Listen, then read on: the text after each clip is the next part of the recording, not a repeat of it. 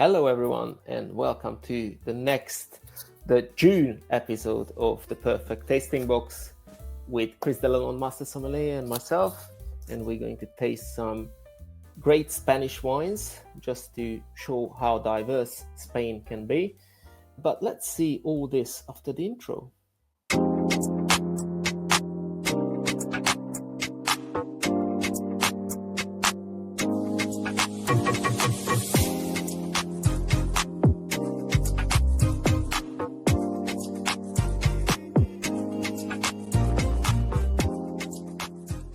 Hello, Chris. How are you? Hello, Csaba. Hello. How are you doing?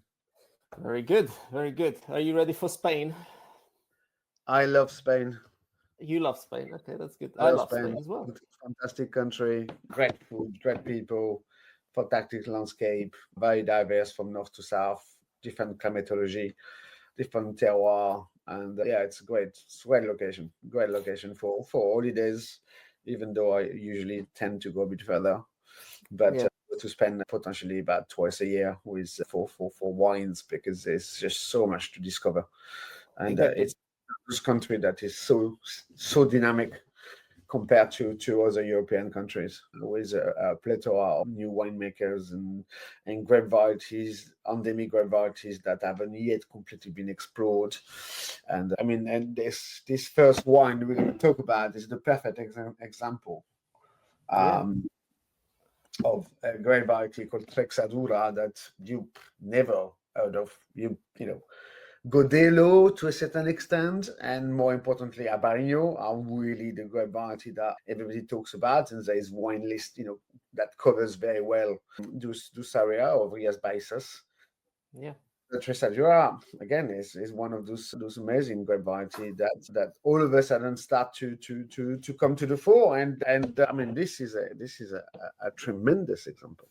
Yes. Potentially out of the three wines, this is my favorite. El Paraguas. So we are in Galicia, so we are basically above Portugal. It's really in the northwest of Spain, what it's called Green Spain. It's a region where it rains so much. It rains actually more than in Kent, which is great. That's why it's called Green Spain. So it's very verdoyant. However, for the culture of grapes, it's a bit tricky. That's why most of the grapes are actually elevated. They are on what we call pergolas to avoid having too much of the humidity coming up and therefore creating issues with rot as such. Obviously, that's closer to the ocean. Inland, it's all about elevation. Ribeiro is about 450 meters above, so it's quite protected with large giorno. White and red are made in Ribeiro, but again, it's one of those deals. It's tiny, and nobody knows about it. It's 120 hectares planted. It's tiny compared to Ribeiro, as we were talking about. So again, great generation of people that are coming to the fore with some amazing wines. Continental climate, and diversity of soils as well. Poor soils with sand, granite, schistous. So there is a sort of puzzle of different vineyards all around, and then people are planting different grape varieties and also harvesting and playing with different plots at different time in order to construct as such their cuvée, especially because Trexadura and, for example, Albarino do not ripen at the same time. Trexadura is slightly later than Albarino. So, and this is 88% of Trexadura and 7% Godello and 5% Albarino. Which is strange because this is supposed to be Albarino territory, isn't it? I mean, Ribeiro, not really. I mean, yes, because that's what sells. Yes, yes, that's what I mean. That's what people know. Yes, because Albarino now everybody is investing in Rias Baixas because there's a tremendous demand. Actually, Vega Sicilia also bought some land there because then there's a massive demand and potential to make superb wines. Don't get me wrong, not just your simple, drinkable, approachable. There's also some serious wines being made with Albarino, but Ribeiro is it's not really Alba in your domain. It's more actually Delo and a little bit of Trexadura. So to see 88% of Trexadura is something really, really special indeed. But the outcome is just tremendous. I mean, the wine is absolutely splendid. That It is freshness, that delicious. tension, that lemony zesty blossom. Then you've got this sort of schistous, almost volcanic, flavors that really kind of bring that freshness. And then you've got the sort of salted iodine character because of the proximity of the sea. It's spectacular. I didn't know the wine when I opened it and I tasted it. Straight away I was like, wow, this is something that I'm gonna investigate a bit further, because what they do is pretty special, and they make a lot of wine actually. Different cures, but this is really, really special. Classic winemaking, only the Godelo is actually going in oak, but the old oak, so there's no oak in general, new oak whatsoever. It's all about the freshness, the ripeness, and the tension of the grape variety in order to bring that drinkability, that super tension I was saying, and potentially a capacity to age. I would sit on that on few years without doubt, even though it's delicious now. It's already 2 years old, but yeah, easily you can give it a couple of years in the cellar. It's not going to go anywhere. Potentially the flavor profile will start to turn a little bit more, maybe a more kind of, maybe a bit more herbal, maybe a bit more stone fruity character, but that acidity and that freshness will never get anywhere else. Special, very special. That vibrancy is crazy in that wine. It's just like as you have it, like immediately all over your It's palate. just so drinkable. Exactly. It really makes you salivate. So you want to go for another glass, and you can just imagine the sort of pairing you can do with that. From oysters, to white meat, and passing by, hard and fresh cheeses, or even pasta dishes, and it's so versatile because it has that drive as such. It's very, very special. It's lovely, and it's only 12.5% ABV, which is Yeah, brilliant. classic. Low alcohol, actually That's lovely wine. That's what is coming now, potentially from different terroir. 12.5 is refreshing. So no, great buy, without that. Great listing, great buy. To be honest, I think if we started with this wine, it's going to be very difficult to beat this wine. I already sort of made my mind on it, although I should taste the other two as well. But No. I mean, I tasted the three wines. I made comments on the three wines. I made videos on the three wines, as you know. But yeah, for me, the and I'm not a white drinker in general. I'm much more a red drinker. But this this ticks all the boxes, and on top of that, it's just so exquisite, so special, because the grape variety blend, and also because you don't really see those wines coming onto our shores. But so when it does, and you come across, it's fantastic. Yes, I think it's a brilliant wine, and it's a good starting point. It's brilliant. I agree. It really puts a smile on your face for an early morning tasting.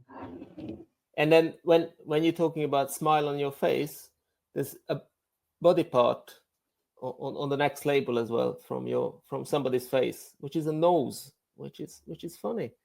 Yeah. Do we have a different wine? I don't know. Yeah. One yours is black actually. I have the Monastrell Syrah. What do you have? No, I've got the Viña Viera, the second hand Batha. Okay. Franco, so we don't have the same wine actually. Okay, never mind. That's the one that's the Pied Franco. So the basically ungrafted Monastrell, so Mourvèdre, coming from the Nariz estate in Yecla. So Yecla basically is Valencia. So eastern part of Spain, again, quite inland, quite elevated in terms of altitude, above sea level, about 250, 300 meters. Very small appellation. Again, it's 6,420 hectares planted, Yecla. So it's not that big. It's a bit more than Ribeiro, obviously, but it's not that big. And again, a plethora of grape varieties, especially the one that we see the most at the moment is Bobal, another red grape variety that you find in Romilla, Yecla, in all this area. But Monastrell is it's not endemic, but it's the is the classic grape variety of the appellation. So Monastrell is Mourvèdre or Mataro if you go a bit further up in Catalonia, that's how they call it. So very taciturn, late ripening, needs a lot of sunshine and a lot of love because it's quite difficult to work with, and it doesn't really forgive you for any mistake. So it's the great variety for, I mean, Bandol. If you think about the south of France, this is 100% Mourvèdre, and those wines can age for decades without a problem.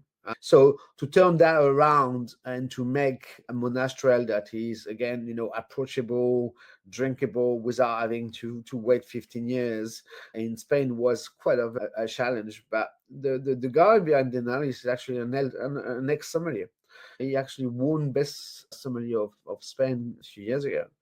And then he's from that area of Spain, and then slowly or surely he sort of worked out the project with a couple of friends, and then now they've got these cuvées. So a very small estate. I think I couldn't really see, but yes, I think he's got about 100 hectares, which is quite a lot, but not everything is planted, obviously.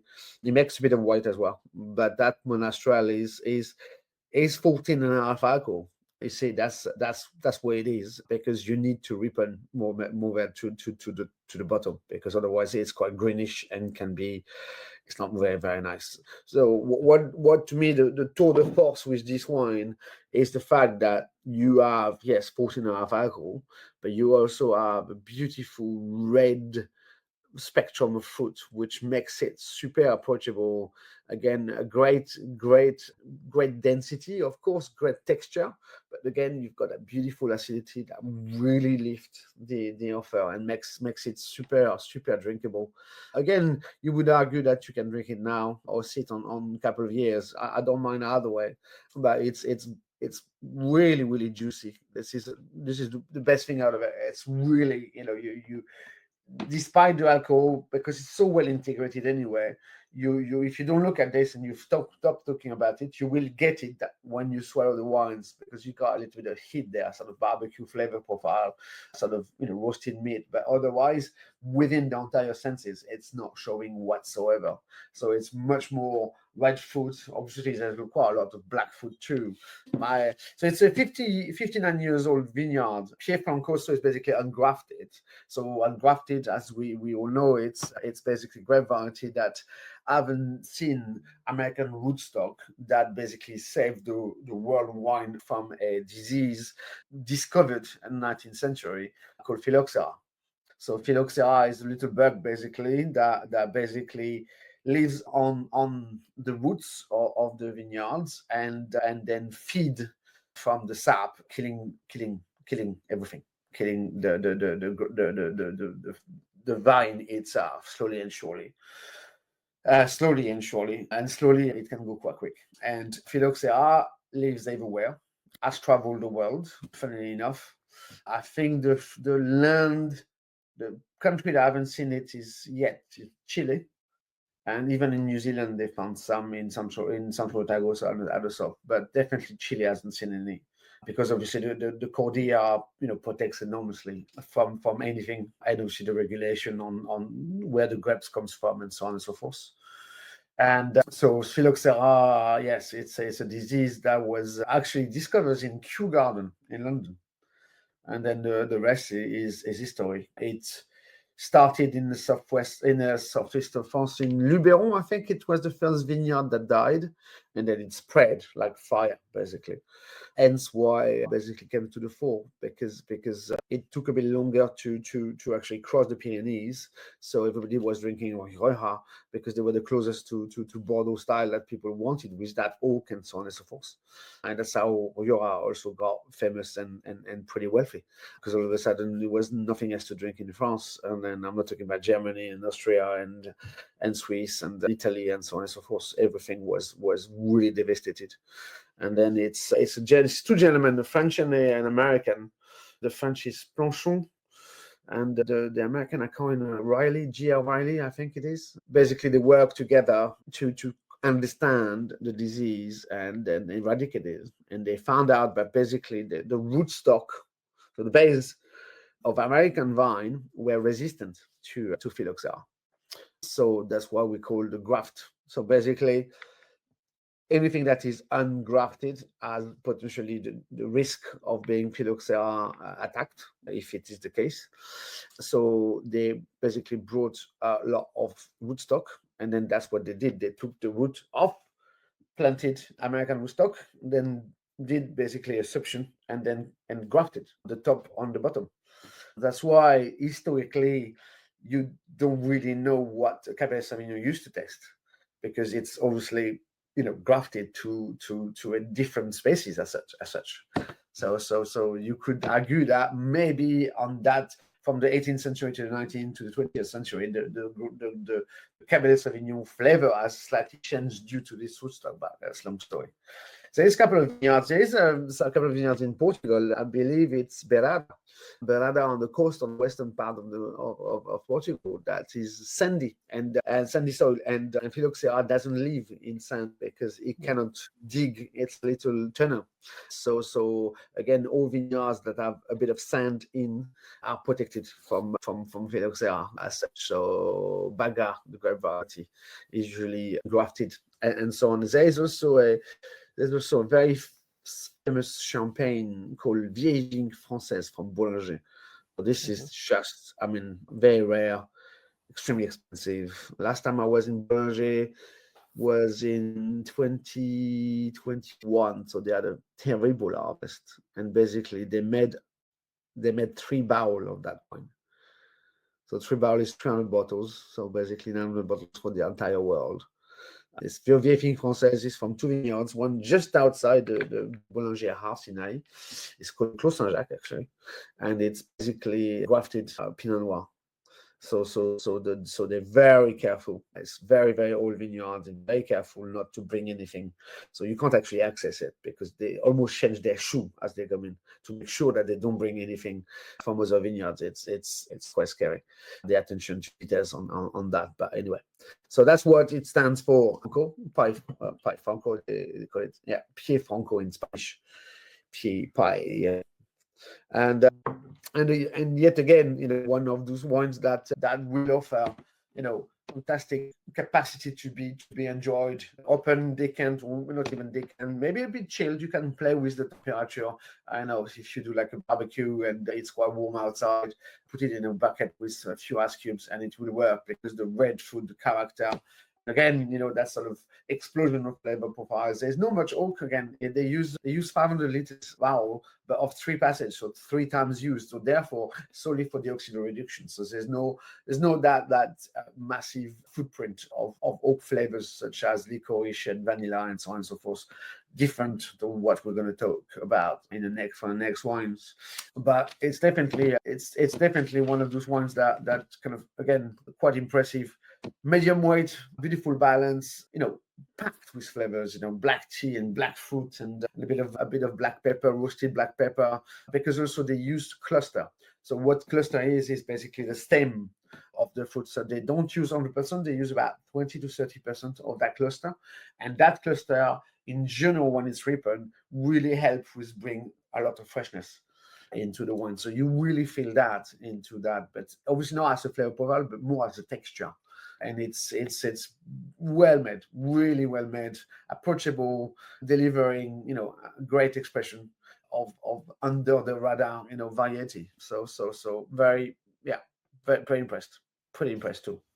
I have obviously a slightly different wine to you because I've been sent the not the right wine from the warehouse, but very similar flavor profile, surprisingly fresh with a 14.5%. Indeed. And that sort of unoaked version where you have this, like, as you said, outside barbecue summer, perfect, even with like 14.5%, very drinkable, actually. Yeah, so, super approachable, great expression, great delivery.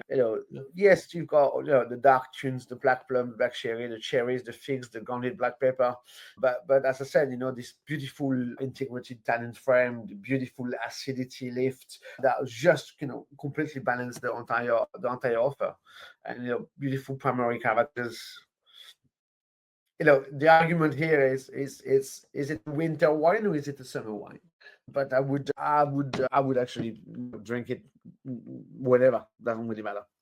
It will work in the summer, and it will definitely work in the winter. Yeah, Again, I mean, in terms of pairing, you can play with obviously barbecued meat and vegetables, and then during the winter you can think about stews and beautiful paired piece of beef or lamb, cooked for long like legs, with loads of with potatoes and rosemary and earthy dishes as such, pasta dishes that's got a bit of meat and so on.